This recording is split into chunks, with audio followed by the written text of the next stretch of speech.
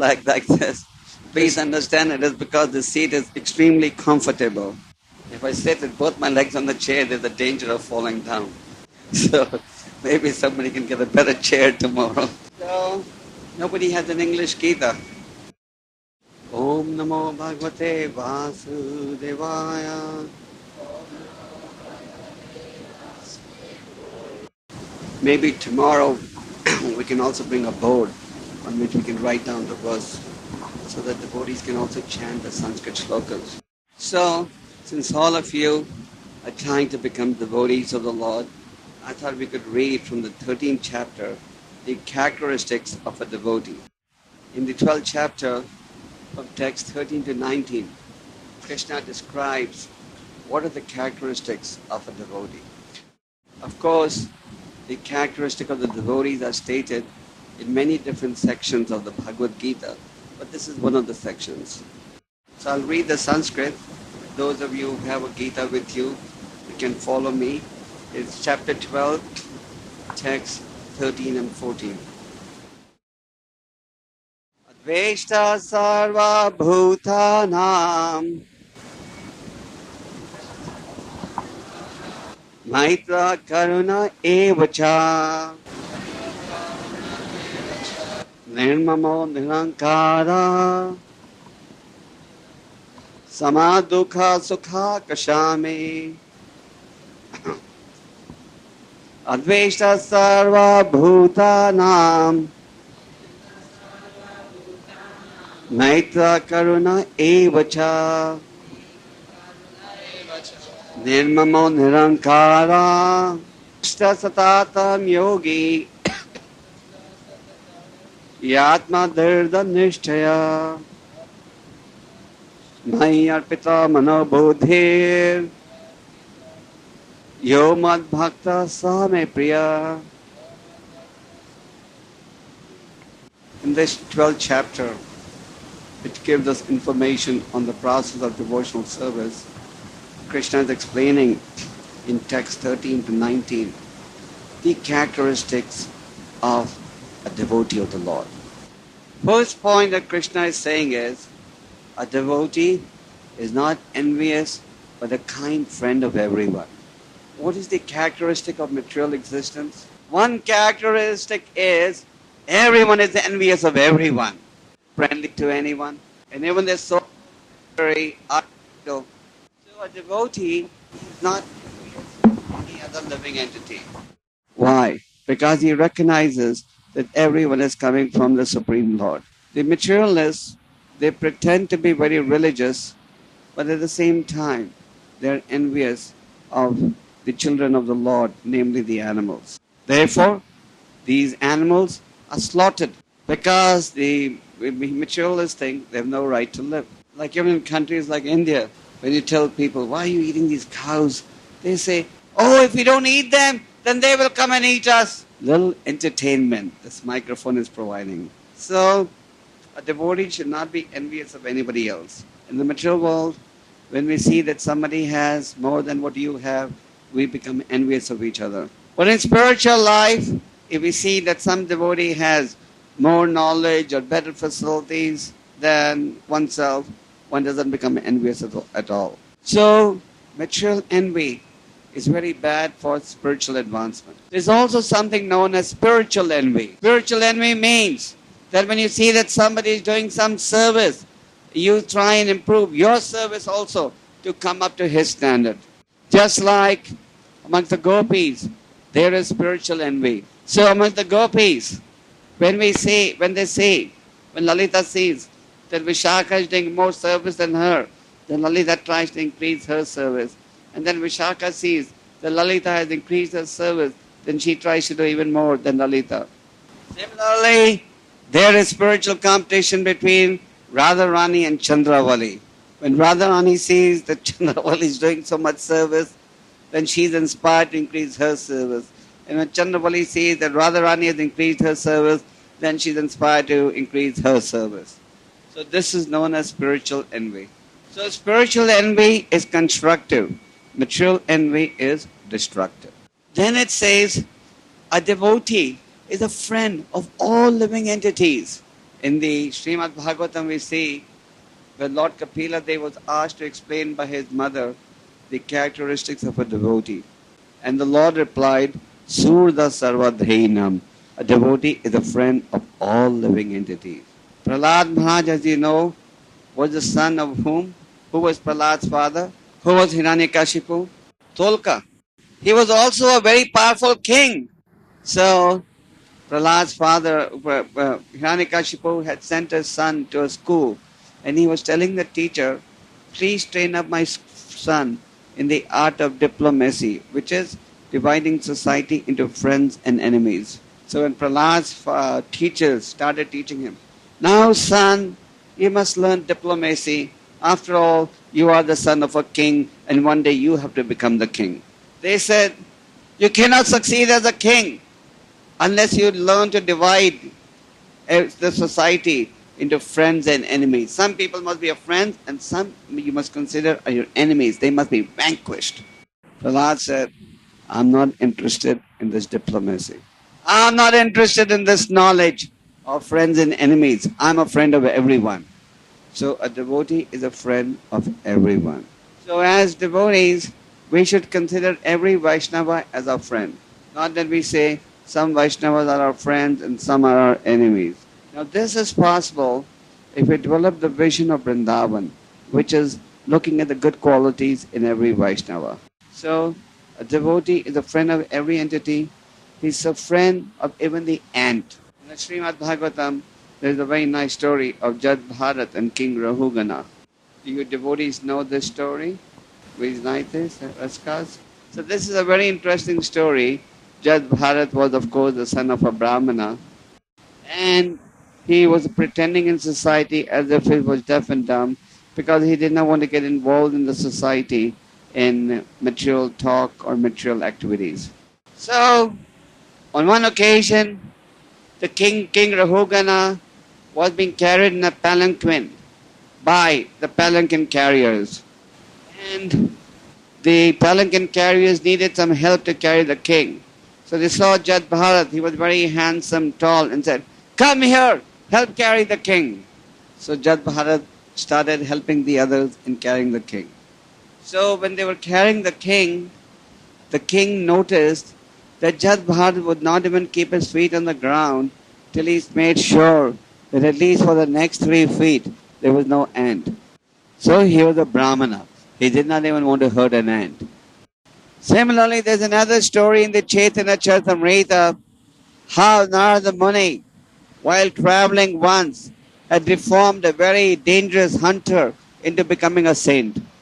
And Narada Muni noticed that this hunter turned into a saint, was so careful after he became a saint that he would not even put his foot on the ground till he made sure that there was no entity on the earth. So the conclusion is, a devotee is a friend of everyone. Then Krishna says, who does not think himself a proprietor. So this is one important difference between a spiritualist and the materialist. The materialist thinks, I'm the proprietor of everything, therefore I should use it as I see fit. Where the spiritualist thinks, everything belongs to the Lord, therefore I should use everything in the service of the Lord. The Lord is the original proprietor of everything.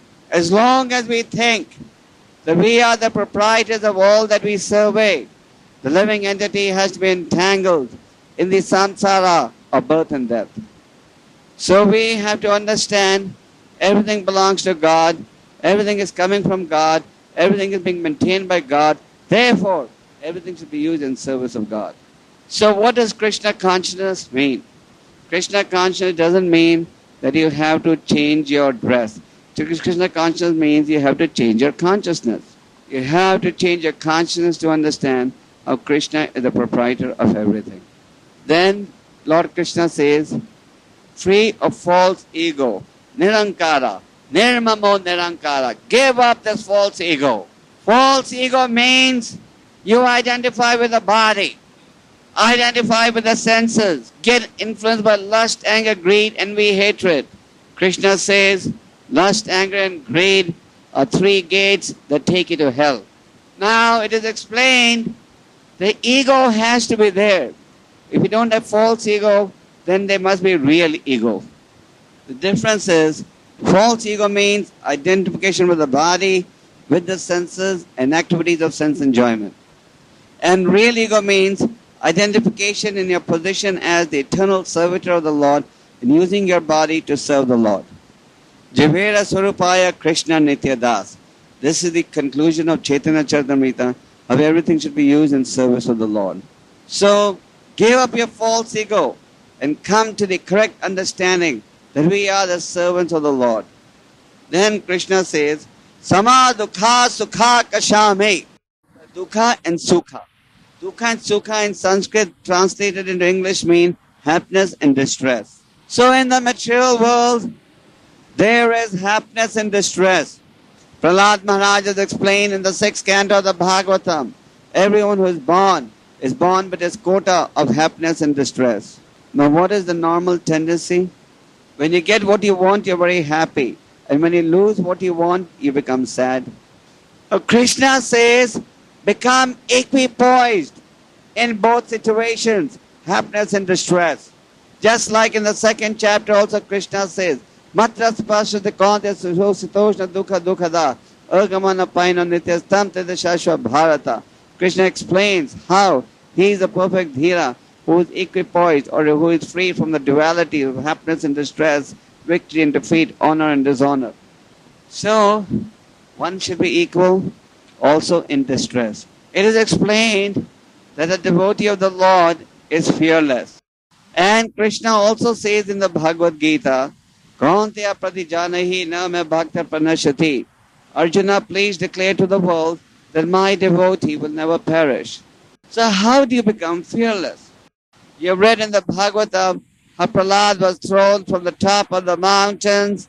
He was administered poison. He had snakes surrounding him. Elephants walked over him, thrown in boiling oil. Still, he did not become fearful. We also see that Parikshit Maharaj, he was cursed to die by the Brahmin boy Shringi. Parikshit Maharaj was a young, handsome man, young king. But the boy said, now you're going to die in 7 days. Still, the king did not get fearful. We see in the Bhagavatam that the Rasa Muni was a very powerful mystic yogi. He had thousands of disciples. He would travel from one place to another with 10,000 of his disciples. And he was such a powerful yogi that he could even go to the demigods. He could go to any planet, even go to the Supreme Lord. But he was not a pure devotee of the Lord. He had envy in his heart. And he was envious towards a very exalted devotee of the Lord. What was the devotee's name? Amrish Maharaj. Okay. So, the Rasa Muni was envious of Amrish Maharaj. And when he saw that Amrish had invited him for prasad, but he drank water without waiting for him, he, in order to punish Amrish, produced a demon from his Sika.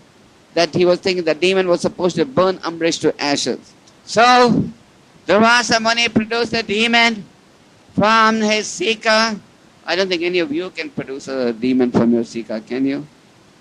You don't have the same power as the Rasa Muni. Then there's another occasion. Once there's Brahmana Jad Bharat, about whom we just spoke. He was guarding a paddy field. Jad Bharat, as we told you earlier, was pretending in society as if he was deaf and dumb.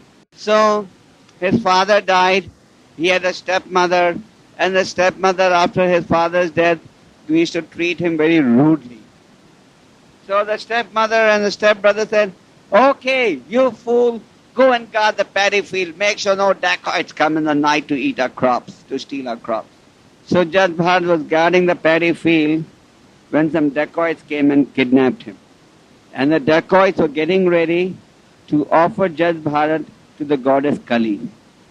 They were going to chop his head and offer it to goddess Kali, because they wanted the dacoit chief to have a son.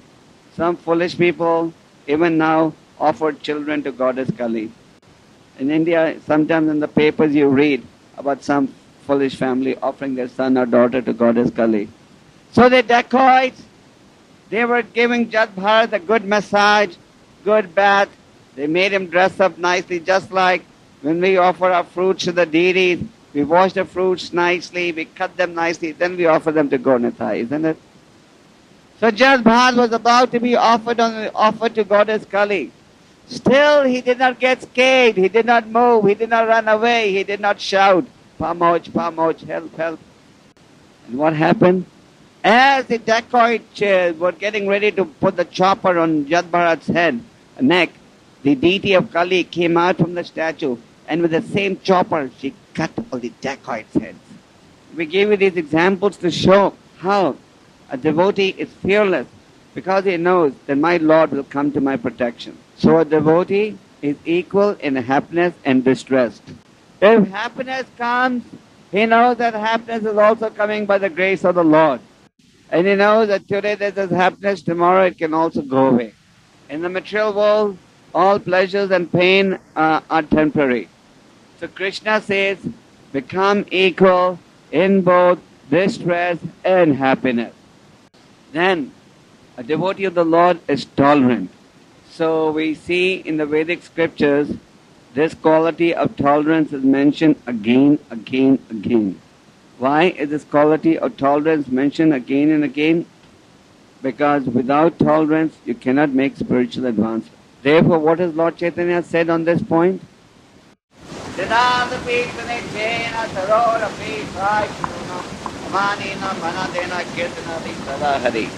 That if one wants to be in a position of chanting the holy names of the Lord consistently, one should become more tolerant than the tree, more humble than the blade of grass, devoid of all sense of false prestige, and in such a stage one can chant the holy names of the Lord constantly.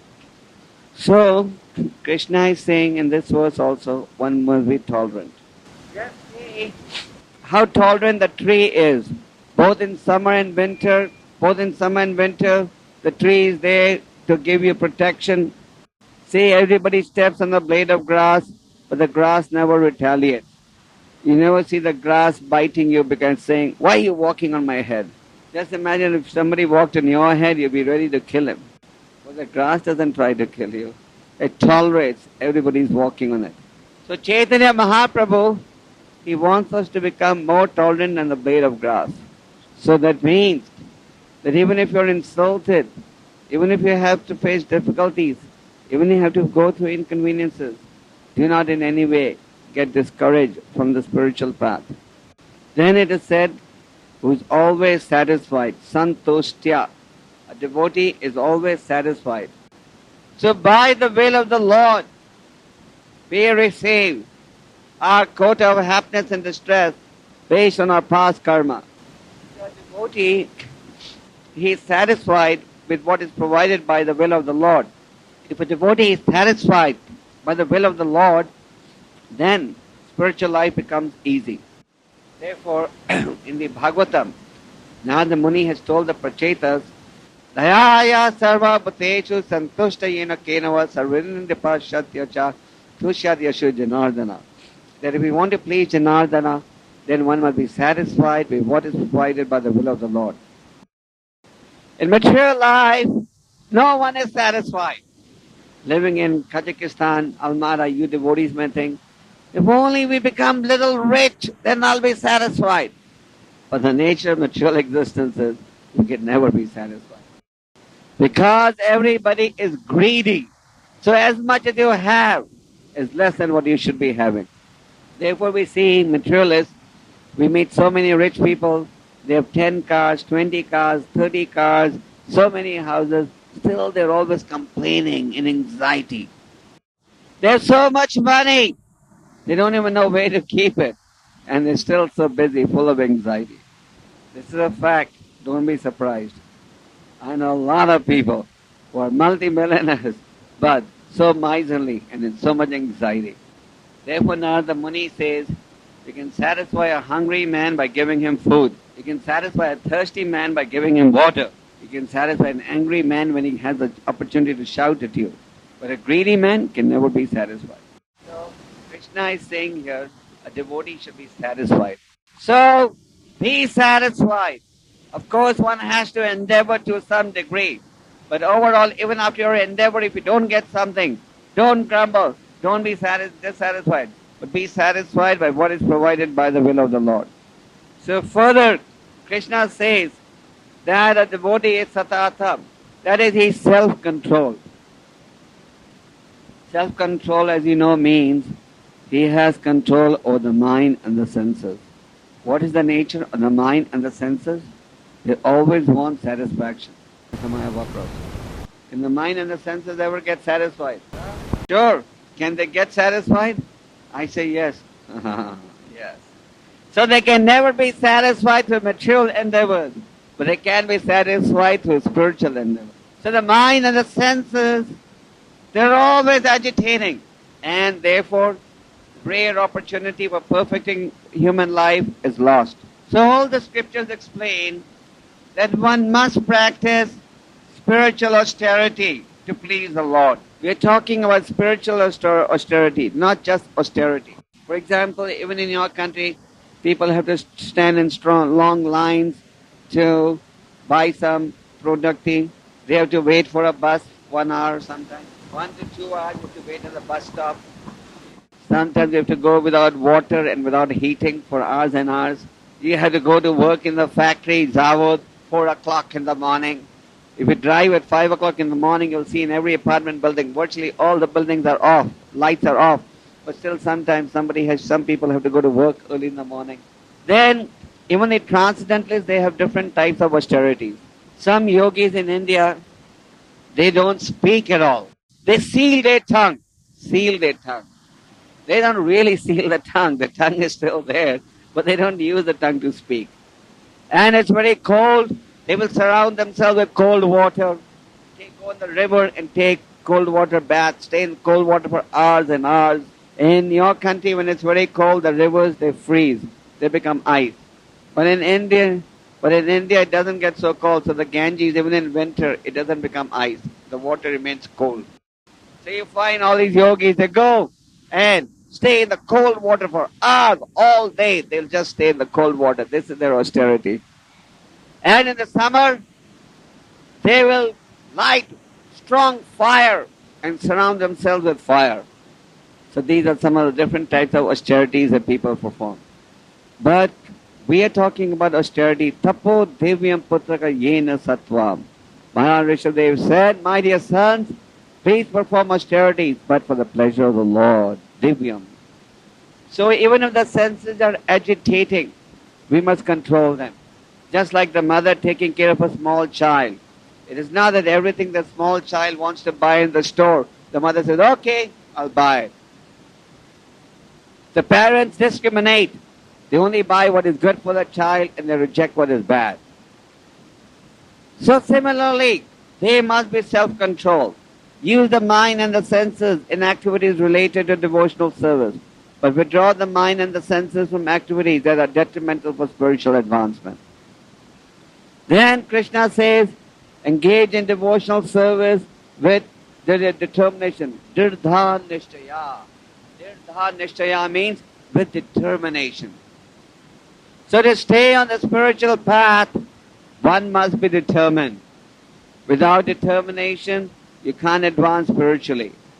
Just like in material life, people are determined to have sense enjoyment.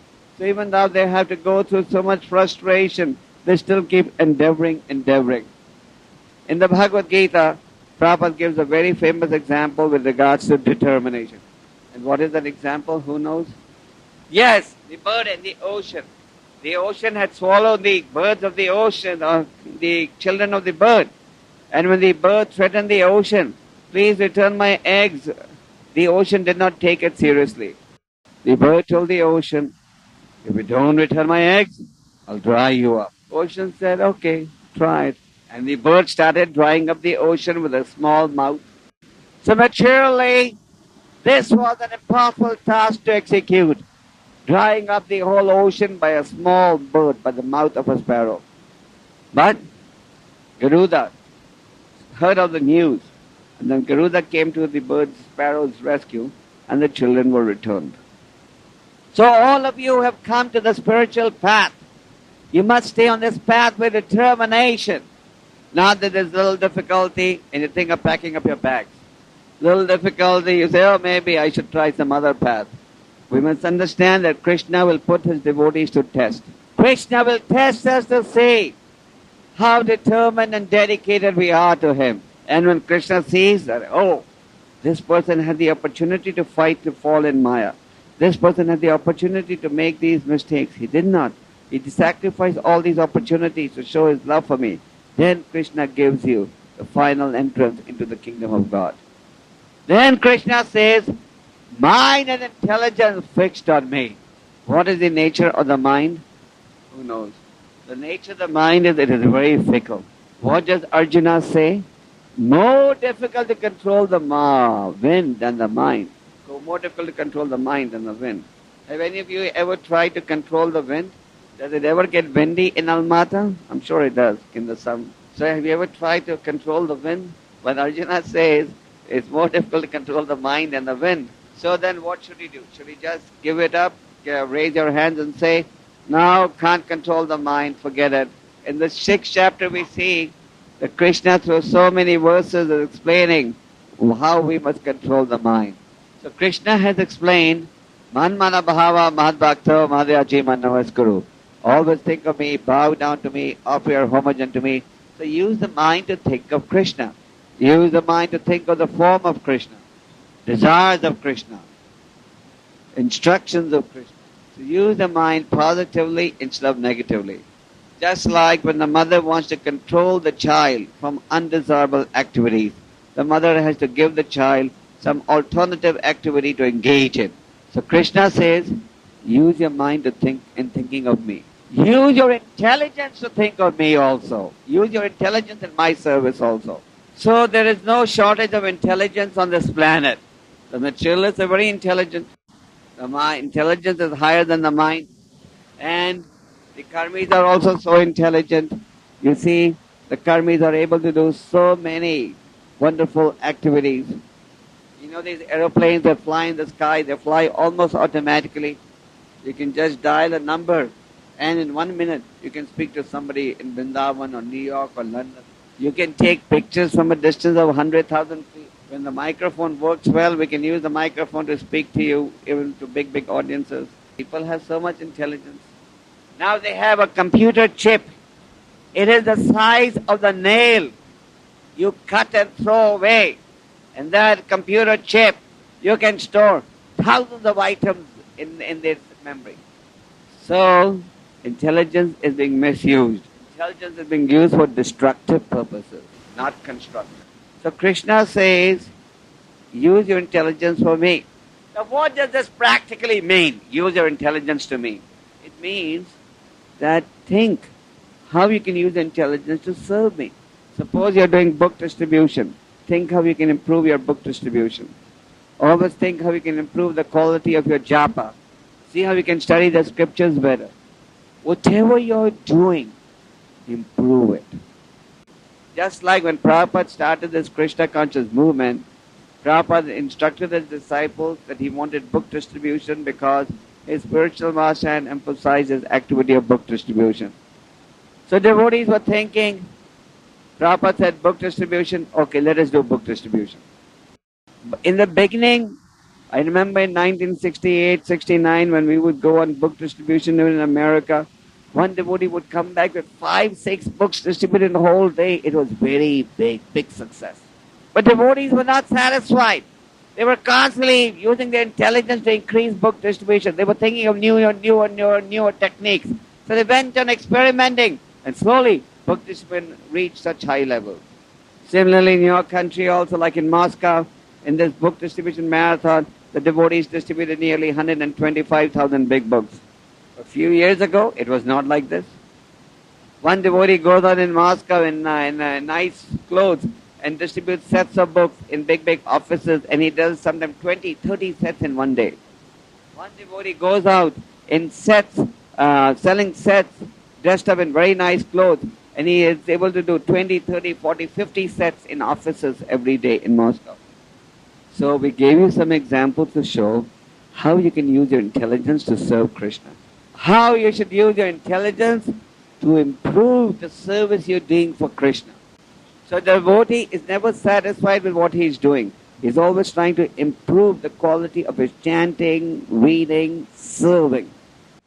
So Krishna says, a devotee is one for whom nobody else is put into difficulty. So devotee doesn't want, because I must get this, I don't care what happens to you. The point is that the devotee doesn't want for his living somebody else to be inconvenienced. He doesn't like to disturb anybody else. He's free of anxiety. And he's equal to everyone. Heat and cold, honor, dishonor, fame, infamy. And he's fixed in knowledge. We talk about knowledge. We talk about knowledge that is obtained from the scriptures. There are two types of knowledge, material knowledge and spiritual knowledge. Material knowledge is not real knowledge. What is the meaning of knowledge? That which destroys ignorance. So material knowledge just tells you how to try and exploit this body to the maximum. But Krishna says in the 9th chapter, Raja Vidya Raja Guhyam. This knowledge is the king of education. So this spiritual knowledge enables one to understand what is one's constitutional duty.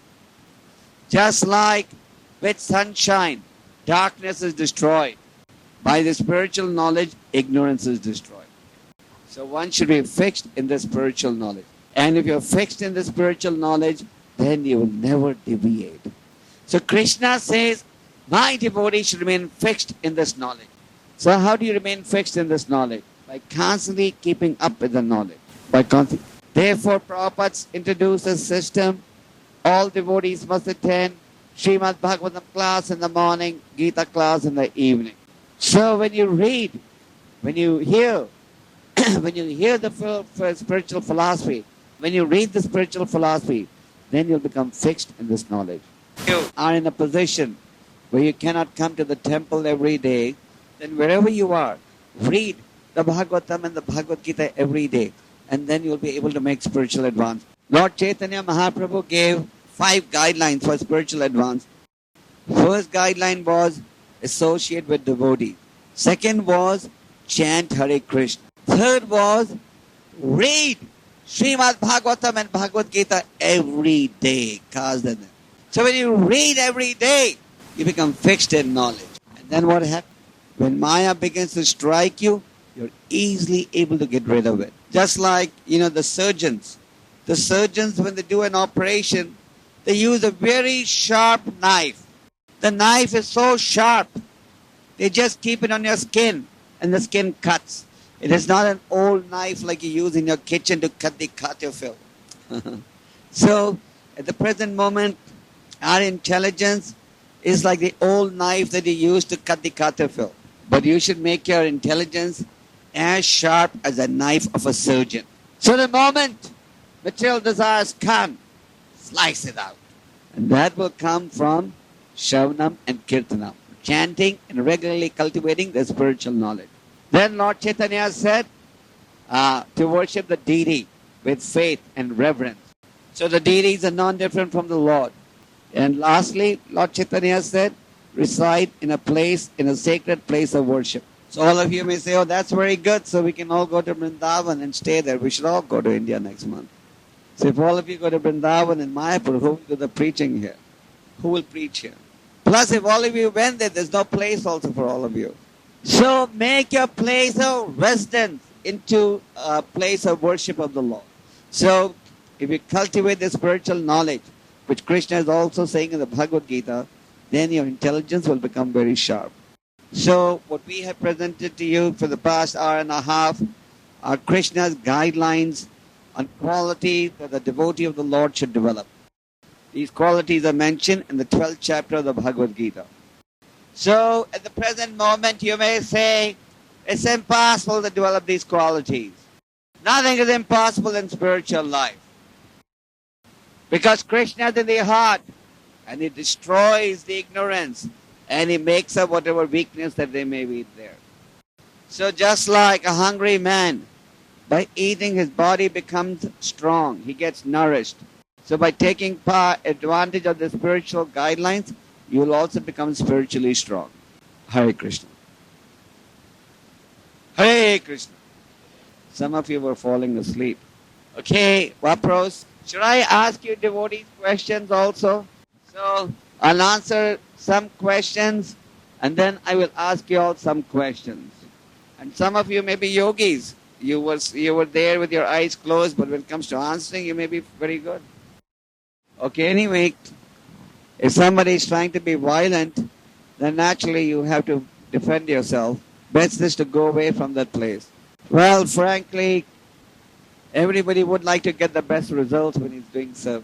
Everybody would like when I go out, I should do at least 100 books a day. So next morning, everyone can clap when my scores are read. But it doesn't quite happen like that. So, should you get discouraged? No. Everybody has some abilities and intelligence in different aspects. So, whatever intelligence you have, use it to serve the Lord. Try your best and leave the rest in Krishna's hand. And don't get discouraged. And we as devotees, if some devotee has tried his best and his result is not so good, we should not taunt him and say, look, you're useless. What did you do? Went out and just did 2 books, better sleep in the ashram. We should also be respectful to all Vaishnavas. If some Vaishnava cannot do some service as good as you can do, don't be proud, don't chastise him. Be compassionate and help him improve his service. Lord Chaitanya with his associates was engaged in cleaning the Gundicha temple. This temple is in Orissa, eastern India. So Lord Chaitanya was seeing which devotee was gathering more dust and who was collecting less dust. So the devotees that were gathering more dust, he would tell them to please train up the devotees who were gathering less dust. Once Chaitanya Mahaprabhu had defeated a very prominent Sanskrit scholar called Kashmiri Pandit in a Sanskrit debate. Chaitanya Mahaprabhu was also a very great Sanskrit scholar. So Chaitanya Mahaprabhu's disciples and associates, they started making fun of that Sanskrit scholar who was defeated. But Chaitanya Mahaprabhu stopped it. He said, no, don't make fun of him. So a devotee is always encouraging to all other devotees. This is how Prabhupada dealt with all of us. How do you think Prabhupada created this worldwide Krishna conscious movement in record time? Devotees came to him with different abilities. Prabhupada would take the best out of every man and engage him in devotional service. He would make every man feel as if he was the most wanted man in ISKCON. Many times Prabhupada would be talking with us and he would say, so, what do you think? How should this be done? He knew the answer. But just to make his disciples feel important, he would ask all of us for our input. So that is how Prabhupada was able to create this worldwide movement in record time. So at the end of the lecture today, I gave you 5 guidelines that Lord Chaitanya has given to everyone for spiritual advancement. When Lord Chaitanya was in southern India, there was one Brahmin who told Lord Chaitanya, I'm tired of staying at home. Now I just want to travel with you. Give up my wife and children. Lord Chaitanya said, Chaitanya Dvasna, it's not important that you come with me. Stay where you are. Chant Hare Krishna. Worship Radha Krishna. Read Srimad Bhagavatam. And you will never be separated from me and I will never be separated from you. So, householders should just chant Hare Krishna, worship the deity, read the Bhagavatam, offer their prasad to Krishna, visit the temple at least once a week, and they offer the result of their work to the extent they can. This is how they can make advance. He's a nice brahmachari devotee, very dear friend of mine, good God brother, has all good qualities. Suffering is realized through 7 agencies: birth, death, disease, old age, mind troubling us, other entities troubling us, and material nature troubling us. So many times people ask, is the Lord going to incarnate in Kali Yuga? So what is your answer, friends? Not yet. So when has the Lord appeared in Kali Yuga? Okay, Lord Chaitanya is one incarnation. And where is the second incarnation? Holy name? Where? No. Okay, Avatar is still 427,000 years away. So everyone gives up. So Prabhupada said, Krishna has incarnated in the womb of this Krishna conscious movement. So your ISKCON branch in Almata is the incarnation of the Lord in Kali Yuga. So the Lord has incarnated in Kali Yuga. That is ISKCON. And all of you are the agents of ISKCON. So all of you are the tiny incarnations. As long as you stay connected to ISKCON on purity, you will have some Shakti. You'll have the Shakti, the power to save people from going to hell. Yes, fear can help you. A devotee is said to be fearless, but still he is fearful. What is a devotee fearful of? He is fearful of Maya. So we have to be careful that we don't let Maya trap us. Haridas Thakur used to say, if I don't chant my 300,000 rounds every day, I'm going to be touched by Maya. So he would not even speak and talk to anyone till he would finish his rounds. So, fear Maya. And in the spiritual world, the gopis also have fear. What is their fear? That Krishna may leave them.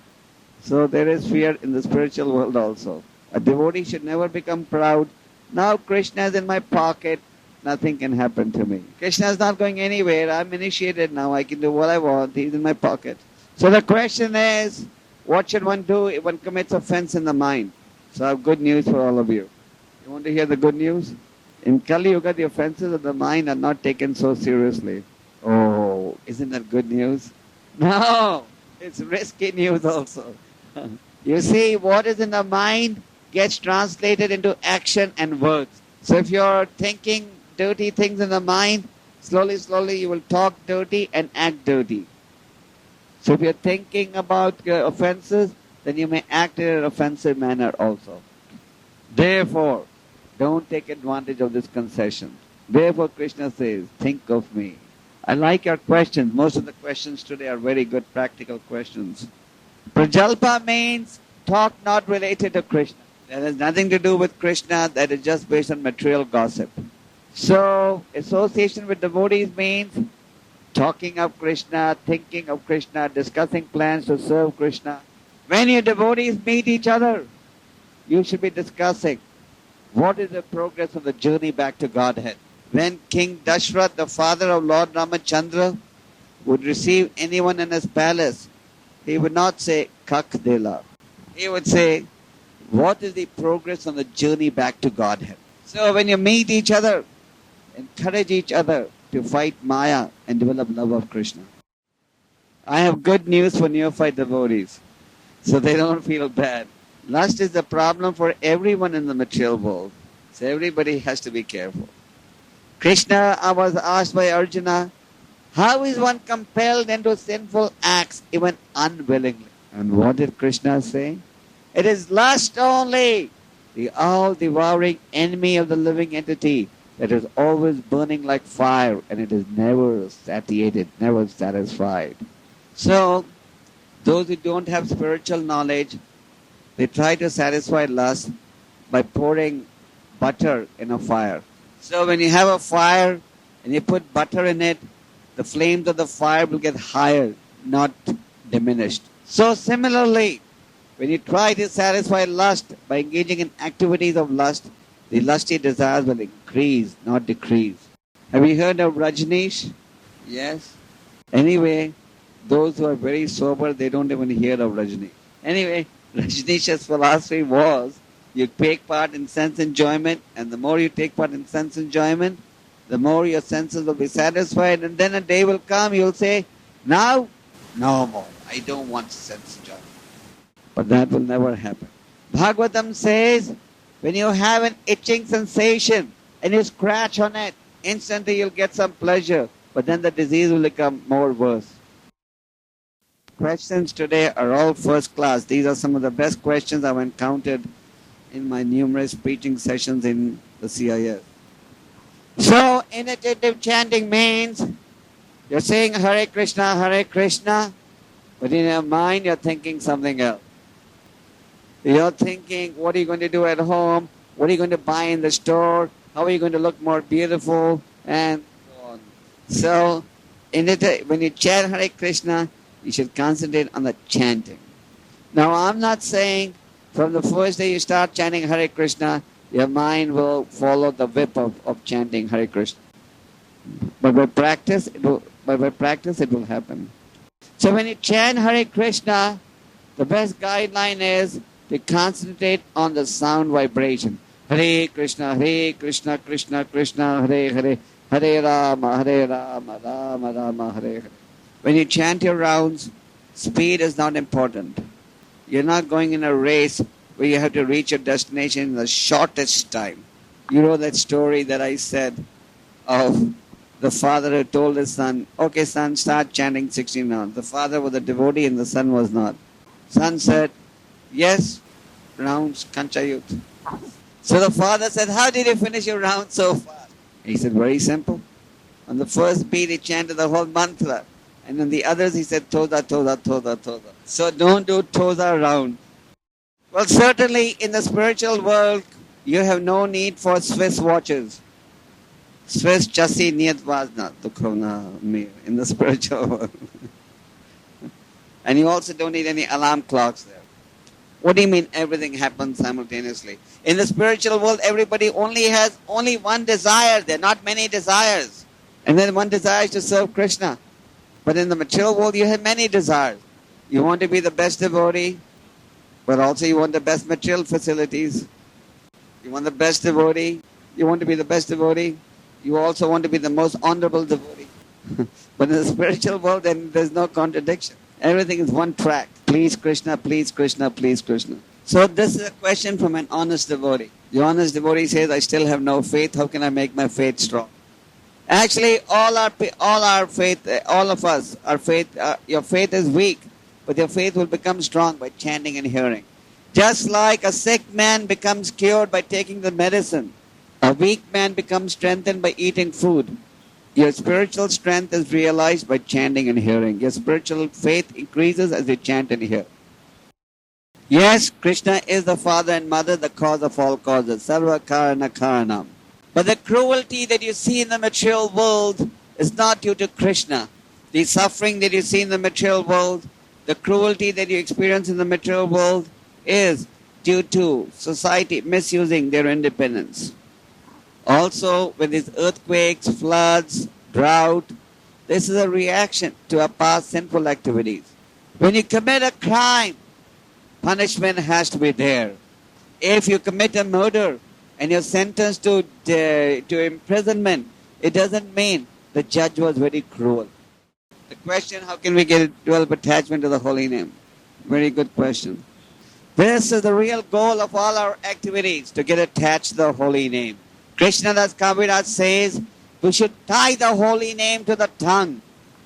Rupa Goswami says, in the beginning when you start chanting the holy name is not sweet. Just like when you're suffering from jaundice, you may taste sugar, but sugar doesn't taste sweet to you because of your disease condition. But then as you progressively recover from jaundice, the sugar tastes sweeter and sweeter. So, as you chant, as you follow instructions of Guru and Krishna, the holy name will become sweeter and sweeter. So sweet, you wouldn't want to be without it for 1 second also. So, Prabhupada, this is a very good question. Whose question is this? So, Prabhupada said, a disciple should always act in a manner thinking that his spiritual master is next to him. Prabhupada dedicates the Srimad Bhagavatam first canto to his spiritual master and says, he lives forever by divine instructions and the follower lives with him. So, one associates with the spiritual master through the medium of Vani and Vapu. Vapu is his personal presence, his photograph. Vani is his instruction. So wherever you are, whether you're doing Sankirtan or cooking or daily worship, whatever, you should always think my spiritual master is standing right next to me. Now, if you're always thinking that the spiritual master is standing next to me, then you won't fall in Maya. You would be too embarrassed to do any activity of Maya. So Prabhupada used to say, I am always acting as if my spiritual master is standing right next to me.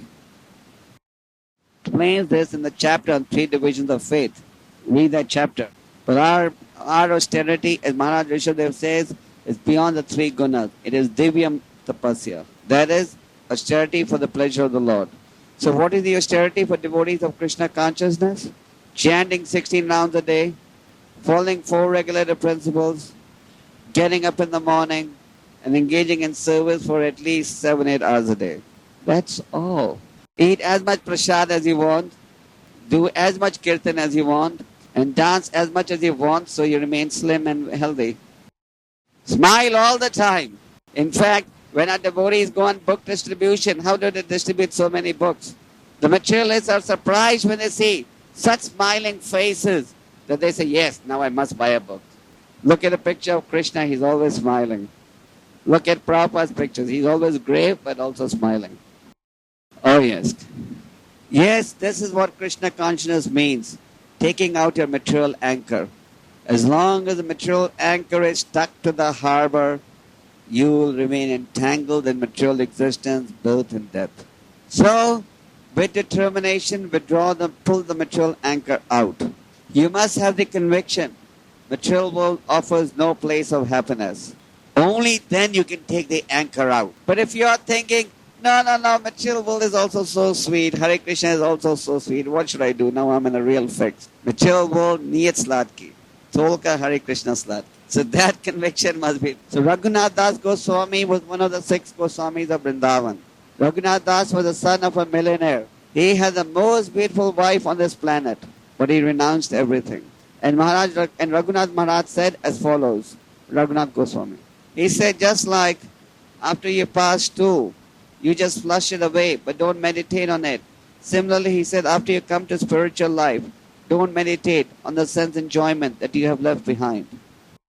Don't meditate on sense enjoyment that you have left behind. Say Dasvidanya.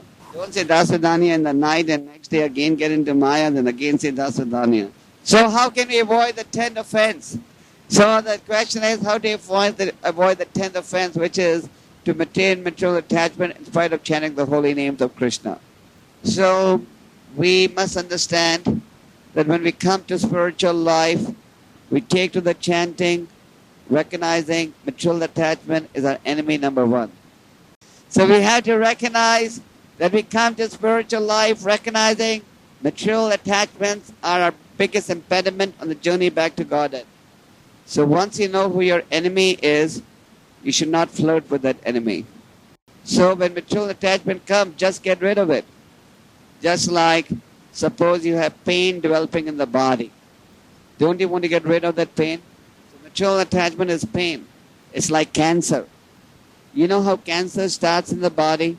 It starts as a small dot. Slowly it spreads. And in the beginning you don't even know when cancer has started. So take out these material impediments in the very beginning. Don't wait till your habits have become so bad that it is difficult to defeat those habits. Well, material world is a perverted reflection of the spiritual world. It is not a true reflection. So perverted means we are trying to be artificially happy, but there's no happiness. Real happiness is only in the spiritual world. If they sleep, everyone there is happy in just serving the Lord. So he doesn't think of sleeping. Everything in the spiritual world is running on spiritual energy, not benzene. Prabhupada said, when you have no questions after the class, it means 2 things. One, it means you've understood everything. And the other is you've understood nothing. So, you decide where you fit at what time. But Prabhupada also said asking questions is a sign of intelligence. We don't cheat people. We tell people the truth. Sometimes you may have to tell the truth in a slightly more palatable way, but it should not be cheating. And if somebody is cheating, then he should correct his approach. Prabhus, do you think we should stop now? So, I think what we will do, we'll stop over here. We'll keep these questions for tomorrow. Hare Krishna, Krishna Krishna, Hare